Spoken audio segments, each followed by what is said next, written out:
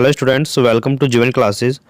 आज की इस वीडियो में हम बात करेंगे अप्लाइड फिजिक्स सेकंड के यूनिट थर्ड न्यूमेरिकल। और यूनिट थर्ड है स्थिर वैद्युतिक, और स्थिर वैद्युतिकी को इंग्लिश में बोलते हैं इलेक्ट्रोस्टैटिक्स। तो आज यहाँ हम बात करेंगे न्यूमेरिकल्स की। लास्ट वीडियो में हमने यूनिट थर्ड के एक थ्योरी को कंप्लीट कर लिया था। एक ही वीडियो में एक यूनिट का हम यहाँ पर कंप्लीट थ्योरी दे रहे हैं। तो वीडियो को देख करके अगर वीडियो अच्छी लगे तो वीडियो को लाइक कीजिएगा, और चैनल पर अगर नए हैं तो चैनल को सब्सक्राइब जरूर कर लीजिएगा। वीडियो के लिंक डिस्क्रिप्शन में दिया गया है, जिससे कि आप यूनिट फर्स्ट, सेकंड और थर्ड के थ्योरी और न्यूमेरिकल्स को सही तरीके से देख पाएंगे। तो बात करते हैं पॉलिटेक्निक डिप्लोमा फर्स्ट ईयर अनुप्रयुक्त भौतिकी सेकंड, अप्लाइड फिजिक्स सेकंड के न्यूमेरिकल्स के बारे में। कंप्लीट कोर्स यहाँ पर आपको दिया जा रहा है, और न्यू सिलेबस 2022 के अनुसार ये कोर्स आपका यहाँ पर चलाया जा रहा है। तो सभी स्टूडेंट्स जो भी इस वीडियो को देख रहे हैं, यदि वीडियो अच्छा लगे तो वीडियो को लाइक जरूर कर देना, और जो स्टूडेंट्स हमारे चैनल पर नए हैं तो चैनल को सब्सक्राइब जरूर कर लें और बेल आइकन को प्रेस करना न भूलें। हमारा यह पूर्ण विश्वास है कि इस वीडियो के माध्यम से आप अप्लाइड फिजिक्स सेकंड में अच्छा स्कोर कर पाएंगे। प्लीज़ सपोर्ट जीवन क्लासेस। चलिए स्टार्ट करते हैं। सबसे पहले उन इम्पोर्टेंट्स की पॉइंट्स को और फॉर्मूले देख लेते हैं जो कि आपके न्यूमेरिकल्स में काम आने वाले हैं। न्यूमेरिकल्स में हर मोड पर आपके साथ होंगे। इलेक्ट्रॉन के स्थानांतरण के फलस्वरूप उत्पन्न आवेश Q equal to plus minus n e, जहाँ पर n क्या होता है, एक पूर्णांक होता है। इसको आप याद रखिएगा। कूलाम का नियम क्या था? दो आवेशित कणों के मध्य लगने वाला बल आवेशों के गुणनफल के समानुपाती तथा कणों के मध्य दूरी जो होती है उसके वर्ग के व्युत्क्रमानुपाती होता है। और फॉर्मूला होता है F equal to 1/4 pi epsilon naught के Q1 Q2 upon R square. विद्युत क्षेत्र क्या होता है? किसी आवेश Q से R दूरी पर स्थित इकाई धनात्मक आवेश पर लगने वाला बल आवेश का विद्युत क्षेत्र या विद्युत क्षेत्र की तीव्रता कहलाता है। और याद रखिए कि यह कैसी राशि है? एक सदिश राशि है। क्लियर? फॉर्मूला की बात करें तो फॉर्मूला आपका होगा E equal to 1/4 pi epsilon naught Q upon R square. तो E equal to F upon Q naught भी होता है, जिसका मात्रक होता है न्यूटन पर कूलाम, और विमा हो जाएगी इसकी mL/T-3A-1। विद्युत क्षेत्र E में किसी आवेश Q को रखने पर जो बल लगता है वो लगता है F equal to EQ naught. Clear? चलिए विद्युत फ्लक्स की बात करें तो विद्युत फ्लक्स होता है विद्युत क्षेत्र में रखे किसी सतह से गुजरने वाली विद्युत बल रेखाओं की संख्या विद्युत फ्लक्स कहलाती है। और यह कैसी राशि है? अदिश राशि है। और मात्रक की बात करें तो वोल्ट मीटर हो जाती है, और विमा mL/T-3A-1 हो जाएगी। Formula φ equal to E dot A vector के रूप में, और वैक्टर के रूप में ना लिख करके हम थीटा लगाएंगे तो हम लिखेंगे EA cos थीटा, जहां पर थीटा क्या है? विद्युत क्षेत्र E तथा क्षेत्रफल वेक्टर A के मध्य कोण है। न्यूमेरिकल में आपको पता चल जाएगा। विद्युत विभव एकांक धनावेश को अनंत से विद्युत क्षेत्र में स्थित किसी बिंदु तक लाने में जो किया गया कार्य होता है उस बिंदु का विद्युत विभव कहलाता है। और यह कैसी राशि है? अदिश राशि है। फॉर्मूला होता है V equal to 1/4 pi epsilon naught Q upon R। मात्रक V यानी कि वोल्ट, और विमा जो होती है mL/T-3 और A-1। विद्युत स्थितिज ऊर्जा। विद्युत स्थितिज ऊर्जा की बात करें तो विद्युत आवेशों के किसी निकाय की स्थितिज ऊर्जा उस कार्य के बराबर होती है जो निकाय के आवेशों को अनंत से उनके निर्दिष्ट स्थानों तक लाने में किया गया कार्य होता है। तो U equal to 1/4 pi epsilon naught Q1 Q2 upon R ही हो जाएगा। विद्युत क्षेत्र तथा विद्युत विभव में संबंध क्या होता है? तो E equal to minus dV upon dR होगा, यानी कि माइनस के dV अपॉन dR। ठीक है। संधारित्र की धारिता की बात करें तो धारिता के आवेश तथा उसके विभव के अनुपात का मान हमेशा क्या रहता है? नियत रहता है, जिसे धारिता कहते हैं। तो C equal to Q upon V हो जाएगा। यानी कि हम कहते हैं कि मात्रक जो है वो क्या होगा? इसका फेरड, जिसको हम F से लिखते हैं, और विमा क्या हो जाएगी? M-1 L-2 T4 और A2। संधारित्र की ऊर्जा हम लिखते हैं U से, और U इक्वल टू होता है 1/2 CV स्क्वायर। और इसी के इक्वल हम लिखते हैं, देखिए अगर हमें जो है धारिता दी हुई है और वोल्ट यानी कि जो इसका विभव है वो दिया हुआ है, तो हम फॉर्मूला लगाएंगे 1/2 CV स्क्वायर। अगर हमें चार्ज दिया हुआ है और विभव दिया हुआ है तो फॉर्मूला लगाएंगे 1/2 QV। और अगर हमें चार्ज दिया हुआ है और हमको जो है धारिता दी हुई है और हमें निकालनी है संधारित्र की ऊर्जा, तो हम लगाएंगे formula 1/2 Q square upon C। समांतर प्लेट संधारित्र की धारिता जो होती है वो C equal to A epsilon naught D होती है। समांतर प्लेट संधारित्र की प्लेटों के मध्य विद्युत क्षेत्र का मान जो होता है वो होता है E equal to sigma upon epsilon naught, और सिग्मा की जो वैल्यू होती है वो होती है Q अपॉन ए। तो क्या हो जाएगी एप्सिलॉन नॉट, या हम लिख सकते हैं E equal to V upon D, अगर विभव दिया हुआ है और दोनों के बीच की दूरी d है। क्षेत्रफल श्रेणीक्रम संयोजन में तुल्य धारिता होती है 1/CS equal to 1/C1 plus 1/C2 plus 1/C3। श्रेणीक्रम होता है। समांतर क्रम संयोजन में देखें तो CP यानी कि तुल्य धारिता equal to C1 plus C2 plus C3 ये सब हो जाती है। ठीक है, जितने हमारे पास धारिता के संधारित्र होंगे उनको सबको ऐड कर देंगे इस तरीके से। ठीक है, अब देखिए संधारित्र के आवेशन में t समय पश्चात संधारित्र का आवेश कितना हो जाता है, Q equal to Q0 1 minus e power of minus t upon CR, यानी कि संधारित्र के आवेशन में t समय पश्चात संधारित्र का आवेश क्या होगा, जहां पर Q0 क्या है अधिकतम आवेश तथा CR बराबर है कलांक यानी कि टाइम कांस्टेंट जिसको हम बोलते हैं टाउ। संधारित्र के निरावेशन में t समय पश्चात संधारित्र का शेष आवेश कितना हो जाता है, Q equal to Q0 e power of minus t CR upon में। ठीक है, परावैद्युत पदार्थ की पट्टी रखने पर संधारित्र की धारिता क्या हो जाएगी, परावैद्युत पदार्थ की हमने किसी संधारित्र के बीच में कोई पट्टी रख दी है तो उसका जो आवेश है वो क्या होगा, तो संधारित्र का जो आवेश से शेष आवेश वो संधारित्र की जो धारिता है, तो संधारित्र की धारिता क्या हो जाएगी C equal to A epsilon naught upon D minus t और प्लस में T अपॉन K, इसको याद रखिएगा। चलिए नेक्स्ट है आपका, यानी कि जो K है वो क्या है, इसका परावैद्युत स्थिरांक है, और संधारित्र का विभवांतर विद्युत क्षेत्र और स्थितिज ऊर्जा क्या क्या होगी। देखिए संधारित्र के आवेशन में विभवांतर होगा V equal to V0 1 minus e power of minus t upon tau. विद्युत क्षेत्र होगा E equal to E0 1 minus e की power minus t upon tau. स्थितिज ऊर्जा हो जाएगी U equal to U0 1 minus e power of minus t upon tau और इसका होल स्क्वायर।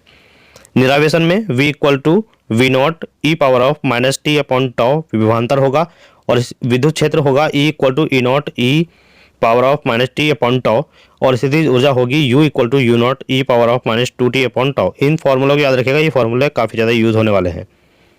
जहाँ पर V0 क्या है Q0 अपॉन C, E0 क्या है Q0 upon A epsilon naught, और U0 क्या है 1/2 Q0 स्क्वायर अपॉन C, और टाउ क्या है एक कलांक है यानी कि CR जिसे बोलते हैं। तो देखिएगा संधारित्र की प्लेटों के मध्य परावैद्युत रखने पर क्या प्रभाव पड़ता है। तो जब सेल संधारित्र से जुड़ा हो तब धारिता में वृद्धि होती है, विभवांतर अपरिवर्तित रहता है, आवेश में वृद्धि हो जाती है, स्थितिज ऊर्जा में वृद्धि हो जाती है, और विद्युत क्षेत्र जो है वो कम हो जाता है यानी कि उसमें कमी होती है। जब सेल संधारित्र से अलग कर दिया जाए तो धारिता जब भी बढ़ती है, विभवांतर में कमी हो जाती है, आवेश जो है वो अपरिवर्तित रहता है, स्थितिज ऊर्जा में कमी हो जाती है, और विद्युत क्षेत्र जो है वो कम ही होता है। ठीक है, तो ये थे इंपॉर्टेंट फॉर्मूले जो आपके न्यूमेरिकल्स में बहुत ज़्यादा काम आने वाले हैं। तो अब बात करते हैं न्यूमेरिकल्स की। चलिए न्यूमेरिकल्स पर बात करते हैं। Number 3 applied physics second electrostatics स्थिर विद्युतिकी, सभी इंपॉर्टेंट क्वेश्चंस की हम बात करेंगे।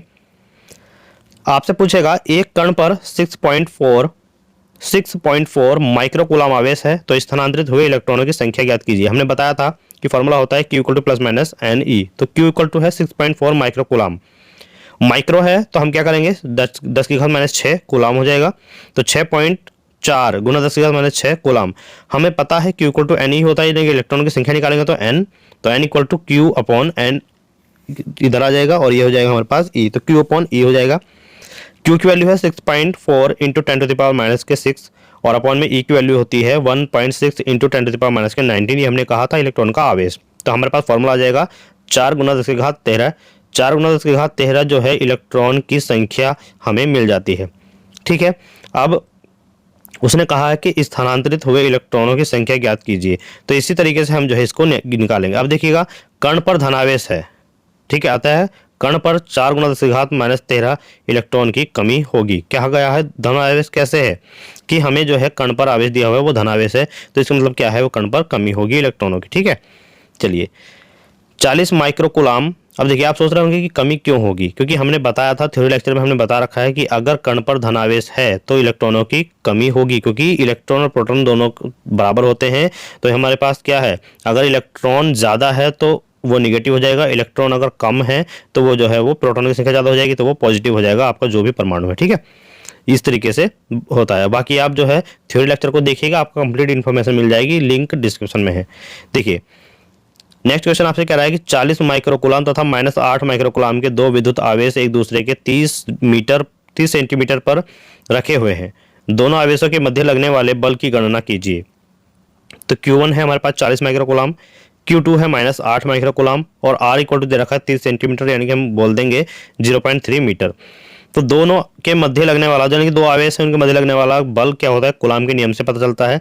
F इक्वल टू 1/4πε0 और Q1 Q2 अपॉन में R स्क्वायर। तो हम टोटल वैल्यू रख देंगे। 1/4πε0 की वैल्यू होती है 9.9 × 10⁻9 होती है। Q1 जो है 40 है, माइक्रो है, तो 10⁻⁻6 लगाएंगे और यहाँ पर Q2 है -8, तो 10⁻⁻6 लगाएंगे। तो ये जो माइनस है, ठीक है, ये जो -8 है इसको हम क्या करेंगे, -8 को हम जो है इस तरीके से रखेंगे। तो -8 को रखने पर हमें क्या मिलेगा, ये सब हमें माइनस में मिलेगा। तो देखिए माइनस का मतलब क्या होगा, माइनस का मतलब ये होगा कि जो भी हमारे पास बल है उसकी डायरेक्शन जो है वो उल्टी हो जाएगी। बस इतना सा फर्क पड़ेगा और कुछ नहीं होता है माइनस से, ठीक है, क्योंकि सभी गुणा में है तो सभी का जो है माइनस से कोई फर्क नहीं पड़ेगा। बस माइनस से जो है उसकी दिशा का पता चल जाता है, क्योंकि जो बल है वो एक सदिश राशि होती है, ठीक है। तो हमारे पास आंसर आ जाएगा हमारे पास 32, और 32 जब आंसर आएगा तो हमारे पास कौन सा होगा, आकर्षण बल हो जाएगा। यही हमारा आंसर होगा, ठीक है। ये हमसे पूछा गया है कि दोनों के मध्य लगने वाला बल की गणना कीजिए। तो बल हमारे पास आ गया, कितना लग रहा है, 32 न्यूटन। क्लियर। चलिए नेक्स्ट आगे बढ़ते हैं। हमारे पास एक एग्जाम्पल है जो -1 मेगा ओम का प्रतिरोध है और 3 माइक्रोफैरड धारिता, यानी कि जो हमें प्रतिरोध दिया हुआ है वो है -1 मेगा ओम और जो धारिता है वो है 3 माइक्रोफैरड वाले संधारित्र के साथ श्रेणी क्रम में जुड़ा है। परिपथ का कलांक यानी कि टाइम कांस्टेंट ज्ञात कीजिए। तो टाउ हमें निकालना है, ठीक है। टाउ इक्वल टू, यानी कि टाउ इक्वल टू CR होता है, ये हमें पता है फॉर्मूला, ठीक है। C हमें दिया हुआ है 3 माइक्रोफैरड। तो 3 माइक्रोफैरड, माइक्रो का मतलब है 10⁻⁻6 और 1 मेगा ओम, मेगा का मतलब होता है 10⁻6, ठीक। तो CR, tau equal to CR, तो C हमें दिया हुआ है, R भी हमें दिया हुआ है, दोनों को मल्टीप्लाई करेंगे तो 3 सेकंड आएगा, ठीक है। यानी कलांक समय क्या है, T, तो टाउ 3 सेकंड। क्लियर। अब यहां पर बात करते हैं नेक्स्ट की। तो नेक्स्ट है हमारे पास 50 × 10⁻³ ओम का प्रतिरोध 1 माइक्रोफैरड धारिता वाले संधारित्र के साथ 10 वोल्ट की बैटरी के श्रेणी क्रम में जोड़ा जाता है। संधारित्र को आधा आवेशित होने में कितना समय लगेगा, हमें जो है समय बताना है।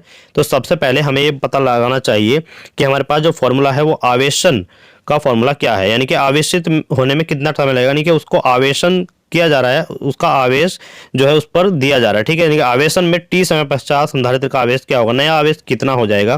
तो हमारे पास फॉर्मूला है कि T समय बाद आवेश देने पर संधारित्र का जो नया आवेश होगा वो क्या होगा। तो R इक्वल टू दिया हुआ है 50 × 10⁻³ और हमारे पास E दिया हुआ है 10 वोल्ट, धारिता हमें 1 माइक्रोफैरड दी हुई है, ठीक है। तो हम यहाँ पर बात करेंगे आवेशन में T समय पश्चात संधारित्र का आवेश क्या होगा। तो फॉर्मूला होता है Q equal to Q0 1 - e⁻⁻t upon CR, हमें पता है। तो यहाँ पर Q0 क्या, संधारित्र का पूर्ण आवेश है। तो क्या करेंगे, संधारित्र का पूर्ण आवेश है तो Q equal to Q0 upon 2 यहाँ पर करेंगे। क्यों, क्योंकि हमें पता है, दिया हुआ है कि संधारित्र का आधा आवेशन होने में कितना समय लगेगा, यानी कि इसका Q0 जो है संधारित्र का पूर्ण आवेश है, तो आधा कर देंगे तो जो हमारे पास Q है वो हमें मिल जाएगा, ठीक है। तो यहाँ पर Q की वैल्यू क्या है, Q0 equal to 1 - -t upon CR। तो यहाँ पर Q की वैल्यू रखेंगे हम Q0 -2, तो इक्वल टू में हो जाएगा Q0 1 - e⁻⁻t अपॉन CR। यहाँ पर Q0 से Q0 कैंसिल आउट। तो जब हम यहाँ से वैल्यू निकालेंगे तो वैल्यू निकलेगी हमारे पास, देखिएगा 1/2 -1 - e⁻⁻t अपॉन CR। तो e⁻⁻c अपॉन TR इसको इधर ले आया, क्योंकि माइनस में है तो इधर आके प्लस हो गया। अब ये 1 है तो 1/2 को इधर ले जाएंगे तो 1 - 1/2 कितना हो जाएगा, 2⁻⁻1 यानी कि 1/2। अब यहाँ पर हमें फॉर्मूला पता है, जो E का फॉर्मूला होता है, E का फॉर्मूला हमारे पास क्या होता है, E का फॉर्मूला क्या होता है, यानी कि अगर दोनों तरफ हम लॉग ले लें, दोनों तरफ लॉग लो, लॉग E पावर जो भी है इक्वल टू हो जाएगा 2 की पावर -1 है तो लॉग 2 की पावर -1। अब हमें पता है लॉग का फॉर्मूला क्या होता है। अगर हमें दिया हुआ है, ध्यान रखिएगा, लॉग m की पावर n, तो हम क्या लिखते हैं, n log m, यानी कि जो पावर है उसको हम शुरू में ला देते हैं। तो अगर हम यहाँ पर लॉग लगा दें, अगर हम यहाँ पर लॉग लगा दें तो log e power of minus t upon C R, तो minus t upon C R शुरू में आ गया, तो लॉग ई और ये ई, क्लियर। इसी तरीके से -1 स्टार्ट में आ गया और लॉग ई 2, ठीक है। तो माइनस लॉग 2 और यहाँ पर minus t upon C R equal to -0.693। कैसे, देखिए अगर हमारे पास ये लॉग है, बेस में ई है और यहाँ पर भी ई है, तो इसकी वैल्यू हमेशा क्या होती है 1, याद रखिएगा, ठीक है। तो यहाँ पर 1 आ जाएगा, इसकी वैल्यू हमारे पास 1 आ गई, तो 1 जैसे ही आएगी तो minus t upon C R, तो यहाँ पर हो जाएगा minus t upon C R, ठीक। और यहाँ पर log 2 की वैल्यू जो होती है हमारे पास 0.693 होती है और यहाँ पर माइनस इसके साथ ही रहेगा। तो t इक्वल टू देखिएगा, ये सी आर की वैल्यू हमारे पास निकली हुई थी, ठीक है, यानी कि सी की वैल्यू हमारे पास कितनी है, सी की वैल्यू हमारे पास है 50 गुणा 10⁻³ और जो आर की वैल्यू जो हमारे पास है किसकी, ये सी की वैल्यू कितनी है 3 गुना 10⁻⁻6 और आर की वैल्यू है 10⁻6। तो यहाँ पर देखिए टोटल 0.693 ये तो हो गया हमारे पास यहाँ से, ठीक है। रखेंगे सी की वैल्यू, चलिए सी की वैल्यू रखेंगे यहाँ, तो सी की वैल्यू इसमें नहीं है, ये दूसरा, हाँ ये दिया हुआ देखिएगा, आर दिया हुआ है 50 गुना 10⁻3, ठीक है, वो दूसरे न्यूमेरिकल का हमने देख लिया था अभी वैल्यू, वो नहीं रखनी है। आर इक्वल टू दिया है 50 गुना 10⁻3 और सी इक्वल टू दिया है हमारे पास 10⁻⁻6। तो इसी तरीके से रखेंगे, आर की वैल्यू हम रखेंगे 50 गुना 10⁻3 और सी की वैल्यू रखेंगे 10⁻⁻6। तो टी इक्वल टू कितना आ जाएगा 3.46 इंटू 10⁻⁻2 और टी इक्वल टू आ जाएगा 0.0346 सेकेंड, ठीक है। तो इसको एक बार करके देखिएगा, जैसे ही आप वैल्यू रखेंगे तो उसको एक बार करके देख लीजिएगा, वैल्यू अगर गलत है तो आप कमेंट करके बता सकते हैं, ठीक है। नेक्स्ट आपके पास है न्यूमेरिकल जो आपसे पूछता ही है कि एक परिपथ के लिए समय नियतांक का मान बताइए जिसमें 30 माइक्रोफैरड का संधारित्र 15 किलो ओम प्रतिरोध के श्रेणी क्रम में लगा हो। तो सबसे पहले हमें ये पता करना है कि दिया हुआ क्या क्या है। देखिए हमें दिया हुआ है धारिता कितनी है 30 माइक्रोफैरड यानी कि 30 गुना 10⁻⁻6 फैरड। आर कितना दिया हुआ है 15 किलो ओम, तो 15 गुना 10 ओम हो गया। हमें निकालना है एक परिपथ के लिए समय नियतांक का मान। समय नियतांक क्या होता है टाउ, और टाउ इक्वल टू होता है सी आर। सी कितना है 30 माइक्रोफैरड यानी 30 गुना 10⁻⁻6 और आर कितना है 15 गुना 10⁻3। जब सॉल्व करेंगे तो 0.45 यानी कि टाउ जो आया हमारे पास 0.45, यही हमारे पास आंसर हो जाएगा। तो यहाँ पर हम क्या आंसर करेंगे, ठीक है। चलिए नेक्स्ट क्वेश्चन आपसे पूछता है कि किसी आवेश 10 माइक्रोकूलाम के कारण 30 सेंटीमीटर दूर स्थित किसी बिंदु पर विद्युत क्षेत्र की जो तीव्रता है उसका मान ज्ञात करना है। यदि इस बिंदु पर 2 माइक्रोकूलाम का एक बिंदु आवेश रख दिया जाए तो यह कितना बल अनुभव करेगा। तो यहाँ पर हमें निकालना है बल का मान। तो देखिएगा सबसे पहले हमें दिया हुआ क्या क्या है। क्यू दिया हुआ है 10 माइक्रोकूलाम, 10 गुना 10⁻⁻6 कूलाम आ जाएगा। आर दिया हुआ है 30 सेंटीमीटर, तो क्या हो जाएगा 0.3 मीटर। दो आवेश दिए हुए हैं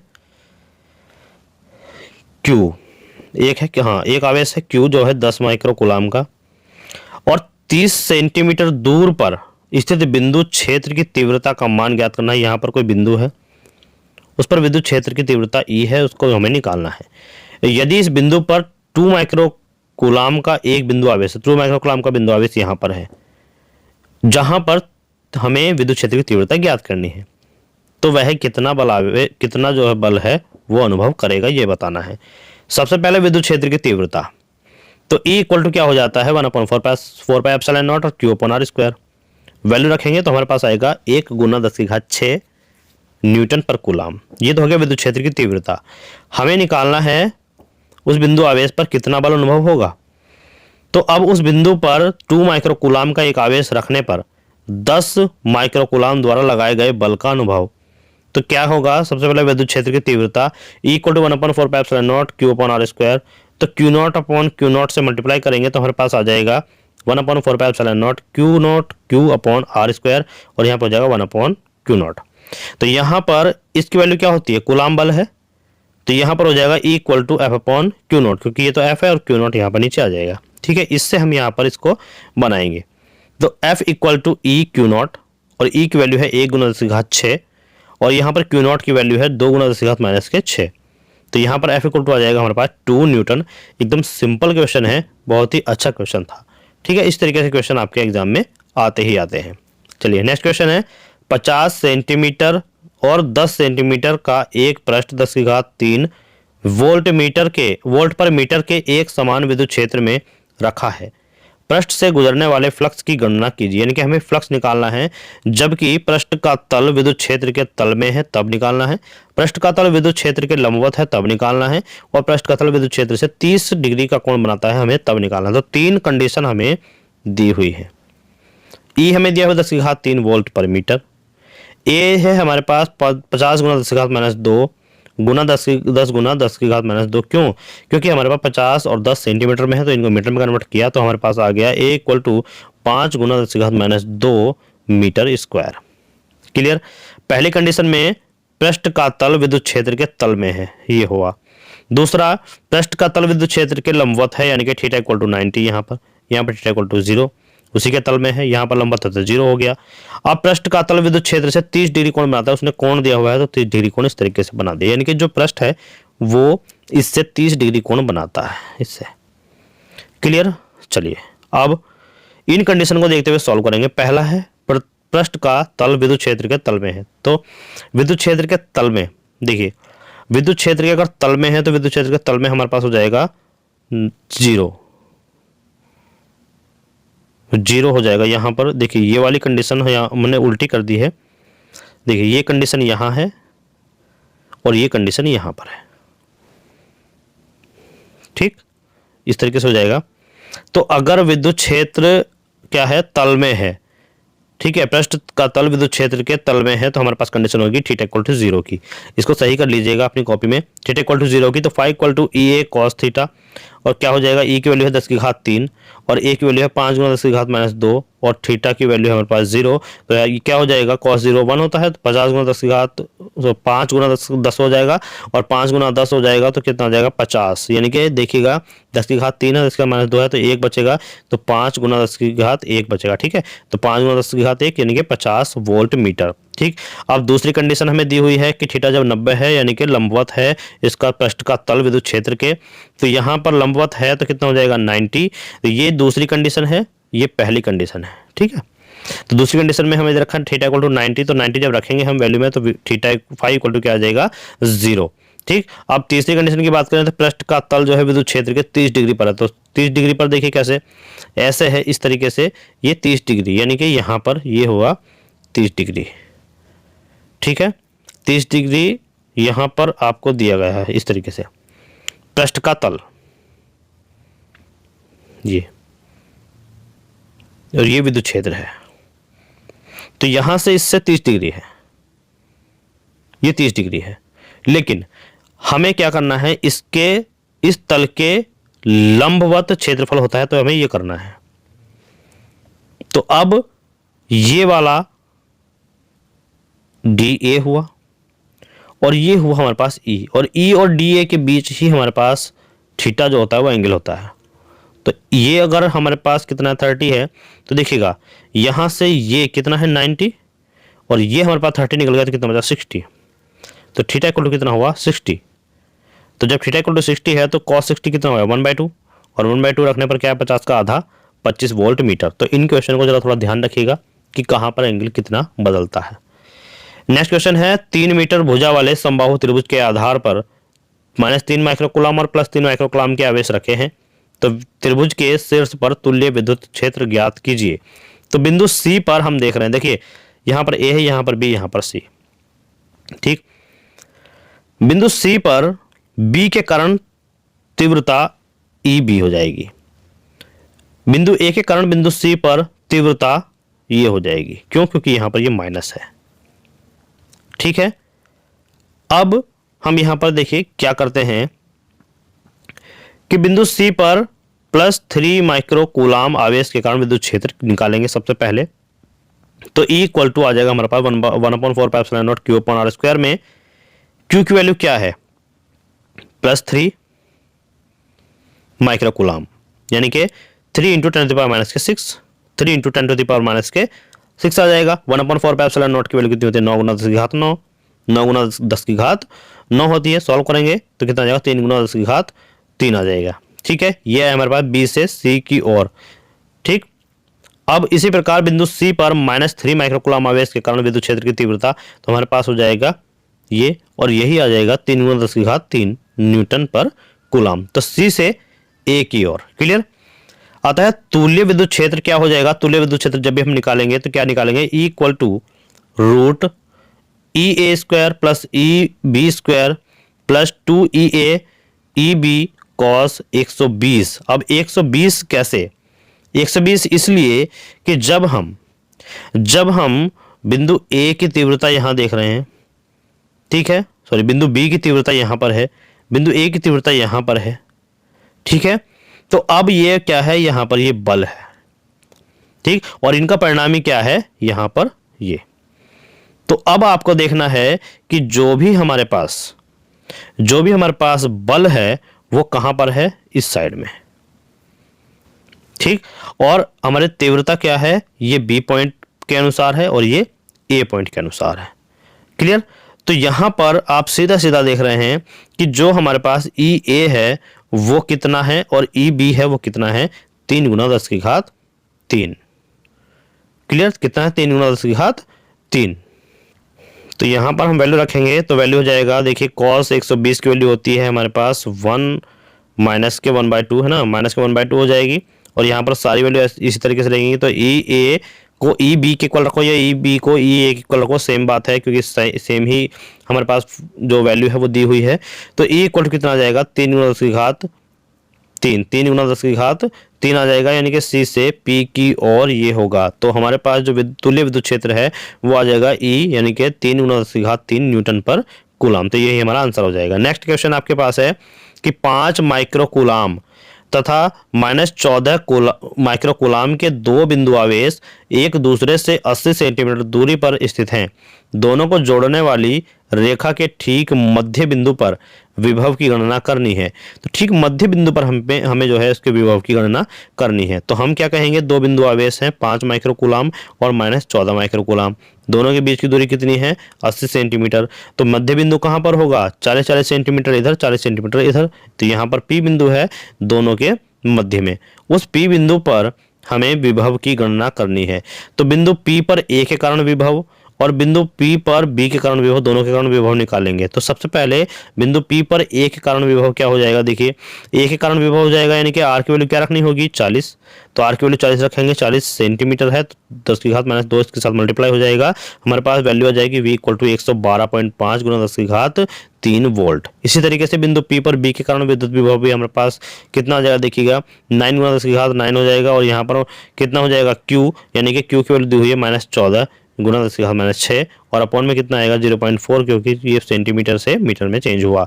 तो यहाँ पर आ जाएगा -315 इंटू 10⁻³ और ये वोल्ट में आएगा।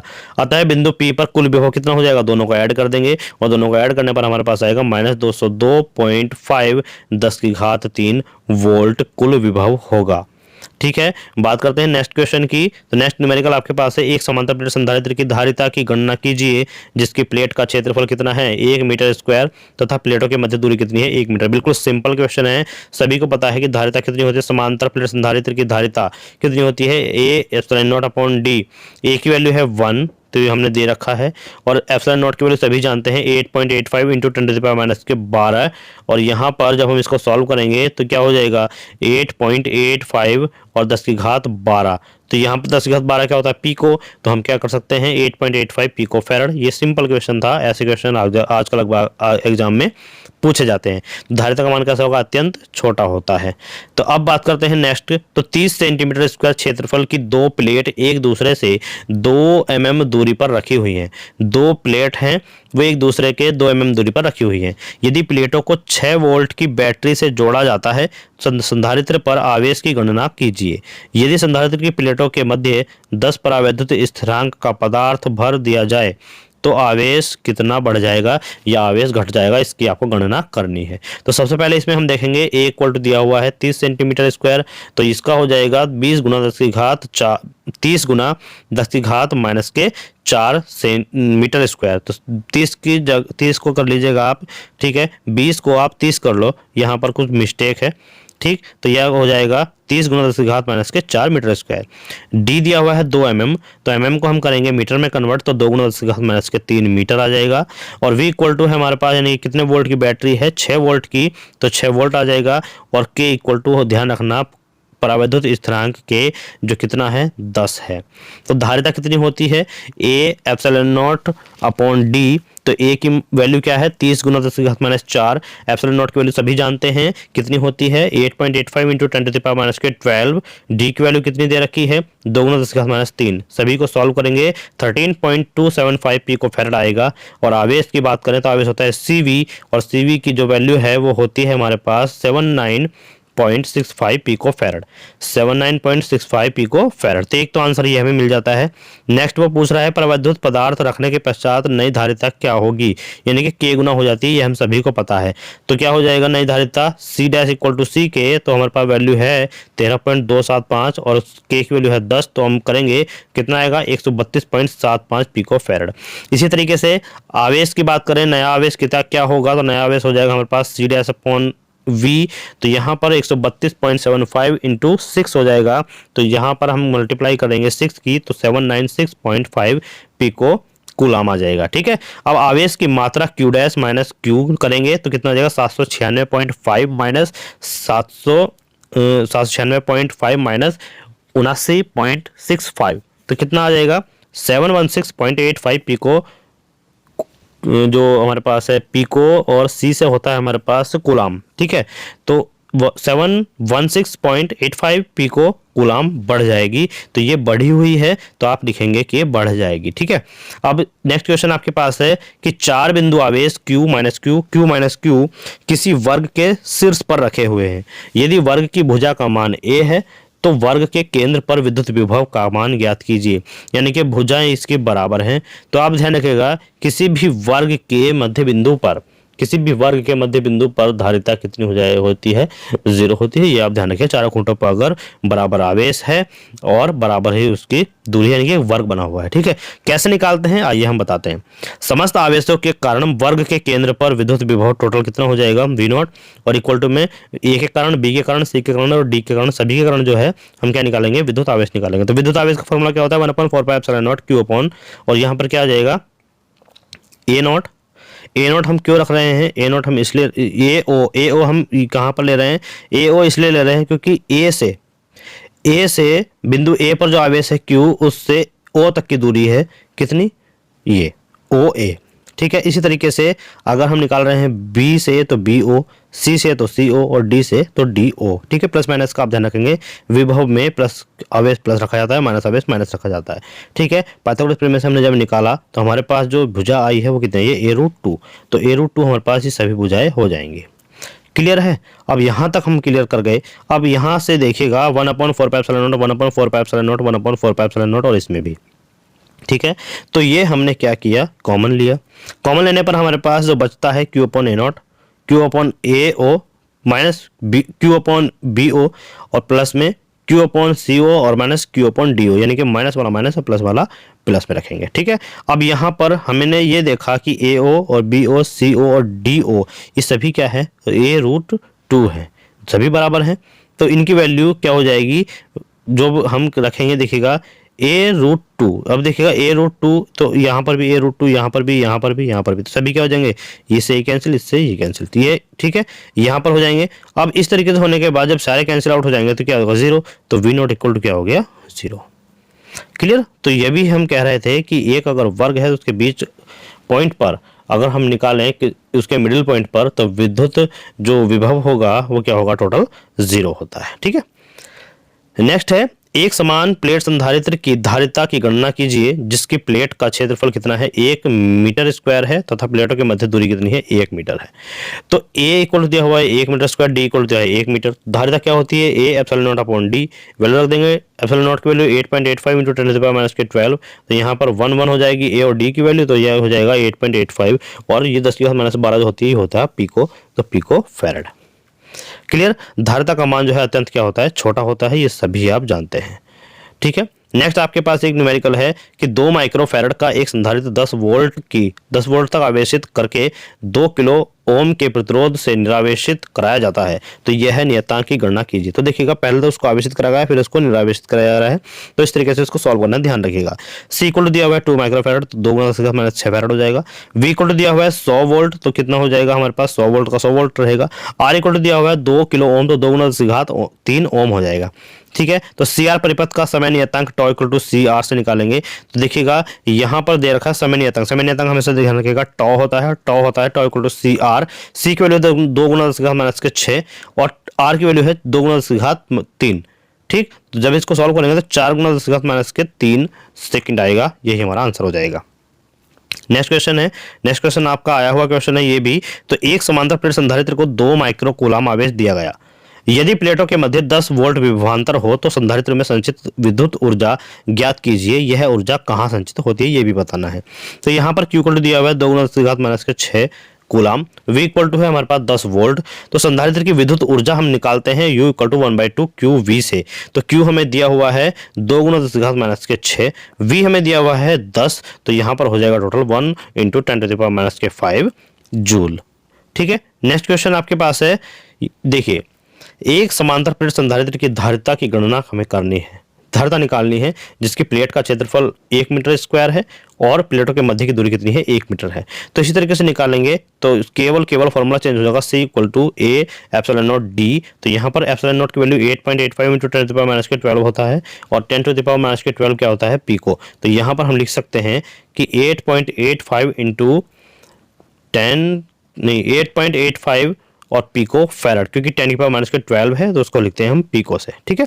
चलिए, तो यहाँ पर ये टोटल न्यूमेरिकल्स हमने करा दिए हैं। इन न्यूमेरिकल्स से बाहर आपका कोई न्यूमेरिकल्स नहीं जाने वाला है। तो वीडियो अगर अच्छी लगी तो वीडियो को लाइक कीजिएगा। एक बार वीडियो में कमेंट करके जरूर बता दीजिएगा कि वीडियो कैसी लगी, और आगे भी अगर दूसरे सब्जेक्ट की आप वीडियो चाहते हैं तो आप कमेंट बॉक्स में लिख दीजिएगा। आपका कमेंट हम तक पहुंचेगा और हम उस सब्जेक्ट की वीडियो के लिए आपको जो है एक ऐसे ट्रिक बताएंगे कि जो भी आप उस वीडियो को देखेंगे तो आप जो है एक अलग ही अनुभव महसूस करोगे। और उसके लिए आपको जो है कमेंट में लिखना है कि किस सब्जेक्ट की आपको वीडियो चाहिए, वही सब्जेक्ट आपको जो है यहाँ पर प्रोवाइड करा दिया जाएगा। तो थैंक्स फॉर वॉचिंग। मिलते हैं नेक्स्ट वीडियो में एक नए यूनिट के साथ, नए चैप्टर के साथ।